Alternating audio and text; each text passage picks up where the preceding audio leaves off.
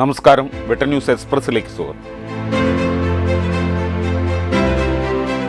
മംഗലം വാളമരുതൂർ ദുർഗാക്ഷേത്രത്തിന് സമീപം ക്ഷേത്ര പൂജാരിയടക്കം 5 പേരെ തെരുവുനായ ആക്രമിച്ചു. അതേ തെരുവുനായ 1.5 കിലോമീറ്റർ അപ്പുറം ചിറക്കലങ്ങാടിയിൽ വെച്ചും ഒരാളെ കടിക്കുകയായിരുന്നു.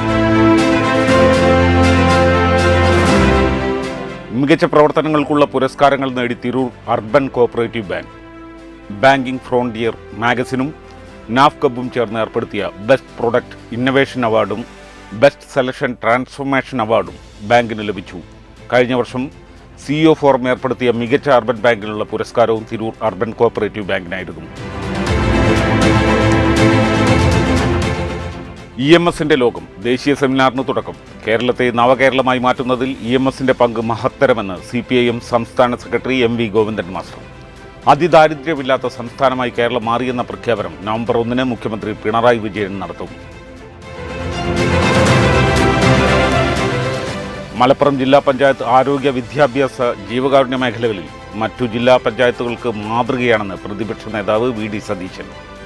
ജില്ലാ പഞ്ചായത്തിൻ്റെ 2025-2026 വാർഷിക പദ്ധതിയിൽ ഉൾപ്പെടുത്തി ഭിന്നശേഷിക്കാർക്ക് വിതരണം ചെയ്യുന്ന സൈഡ് വീൽ ഘടിപ്പിച്ച സ്കൂട്ടർ വിതരണോദ്ഘാടനം വാര്യം കുന്നത്ത് കുഞ്ഞഹമ്മദ് ഹാജി സ്മാരക ടൗൺ ഹാളിൽ നിർവഹിച്ചു സംസാരിക്കുകയായിരുന്നു അദ്ദേഹം.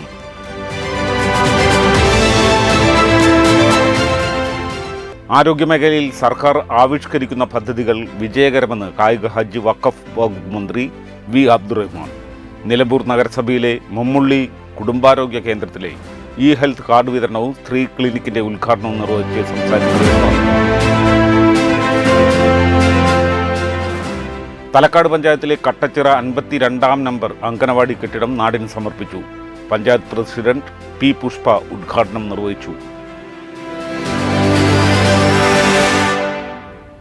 ചെറിയമുണ്ടം മൂച്ചിക്കൽ കാന്തളൂർ തോട് റോഡ് ആദ്യഘട്ട ഉദ്ഘാടനം കായിക ന്യൂനപക്ഷ ക്ഷേമ വകുപ്പ് മന്ത്രി V അബ്ദുറഹ്മാൻ നിർവഹിച്ചു. താനൂർ മണ്ഡലത്തിലെ ചെറിയമുണ്ടം പറപ്പൂത്തടം പ്രദേശത്ത് റോഡില്ലാതെ ദുരിതമനുഭവിക്കുന്ന 20ഓളം കുടുംബങ്ങളുടെ ചിരകാല സ്വപ്നമാണ് ഇതോടെ പൂവണിയുക. തിരൂർ നഗരസഭയിലെ 34 വിദ്യാലയങ്ങളും അവയുടെ പരിസരവും പുകയില രഹിതമായതിൻ്റെ പ്രഖ്യാപനം തിരൂർ സാംസ്കാരിക സമുച്ചയത്തിൽ നഗരസഭാ അധ്യക്ഷ നസീമ AP-യുടെ അധ്യക്ഷതയിൽ തിരൂർ MLA കുറുക്കോളി മൊയ്തീൻ നിർവഹിച്ചു.